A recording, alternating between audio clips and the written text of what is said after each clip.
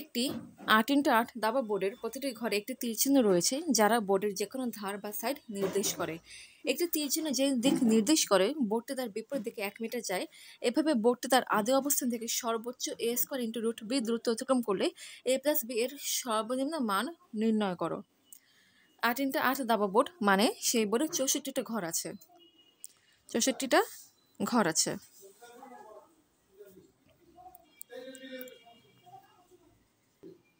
এখানে কোশ্চেনে বলেছে প্রতিটি ঘরে একটি করে তীরচিহ্ন আছে।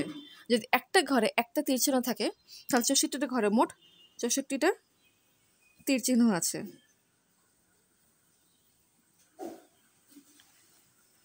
ধরি দাবা বোর্ডটির এক্স অক্ষ বরাবর এক্সটি তীরচিহ্ন আছে। এক্স অক্ষ বরাবর এক্সটি তীরচিহ্ন আছে এবং ওয়াই অক্ষ বরাবর ওয়াইটি তীরচিহ্ন আছে। এটা জাস্ট ধরে নিলাম, সুবিধার জন্য ধরে নিলাম। খেয়াল করো মোট তীরচিহ্ন কটি? 64টি। তাহলে এক্স প্লাস ওয়াই কী হবে? 64।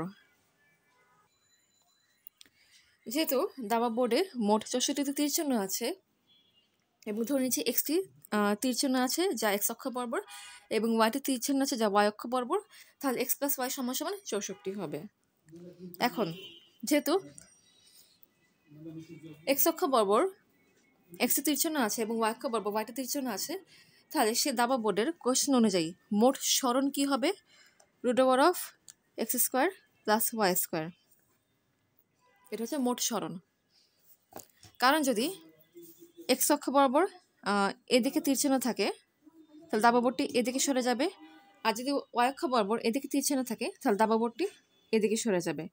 তাহলে এটা হচ্ছে তার আদি অবস্থান। আদি অবস্থান থেকে তার মোট সরণ কি হবে? এটা যেটা হচ্ছে অতিভুজ নির্দেশ করে ত্রিভুজের।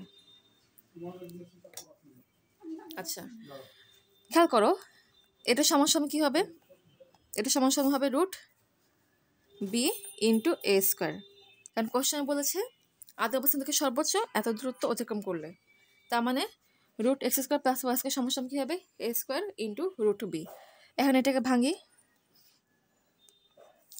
এটা মিলে কি a² + b² সূত্র, যেটা হচ্ছে কি a + b² - 2ab।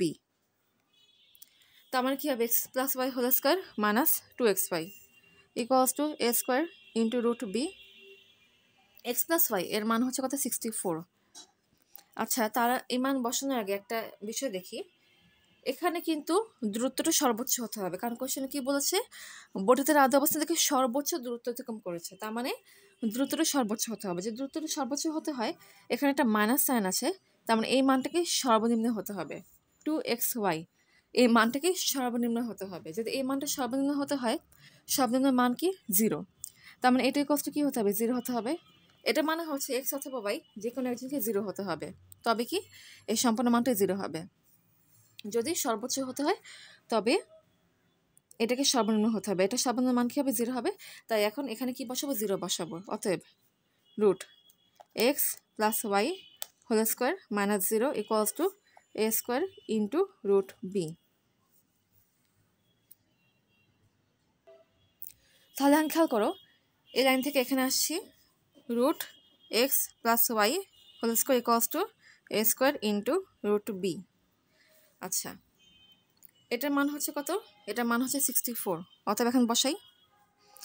আচ্ছা তার আগে a² আর √ কাটাকাটি যায়, তার মানে থাকে 64 = a² × √b। এখন 64কে কীভাবে লিখতে পারি? 64কে লিখতে পারি 8² × 1 এইভাবে লিখতে পারি = a² × √b। এটাকে লিখতে পারি 8² × √1 = a² × √b। এখান থেকে বলা যায় a এর মান হচ্ছে 8 আর b এর মান হচ্ছে 1।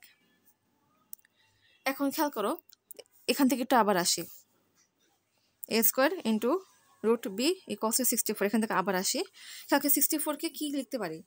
64কে আবার এভাবে লেখা যায় যে 4² × 2 × মানে 4² × 2 স্কোয়ার ইন্টু 1। এখন কথা হচ্ছে এটাকে 4 স্কোয়ার ইন্টু 2 স্কোয়ার হিসেবে কেন লিখলাম? কারণ একটা বর্গ সংখ্যা লাগবে, আর এটা কিন্তু জোড় সংখ্যা, তার মানে জোড়ের বর্গ লাগবে। তাই এটাকে 4 স্কোয়ার ইন্টু 2 স্কোয়ার হিসেবে লিখলাম, কারণ অন্য কোনোভাবে লিখলে কিন্তু একটা বর্গ সংখ্যা হলেও পরেরটা একটা ফ্রুটফুল ভ্যালু আসে না। যেমন তুমি চিন্তা করতে পারো যে আমি এটাকে 36 ইন্টু সামথিং হিসেবে কেন লিখলাম না? কারণ 36 এই সংখ্যাটার কোনো গুণিতক 64 না, দ্যাটস ওয়াই লিখে নেই। আচ্ছা, এখন এটাকে এভাবে লিখতে পারি 4 square into root 2 to the power 4, 4 square into root 16।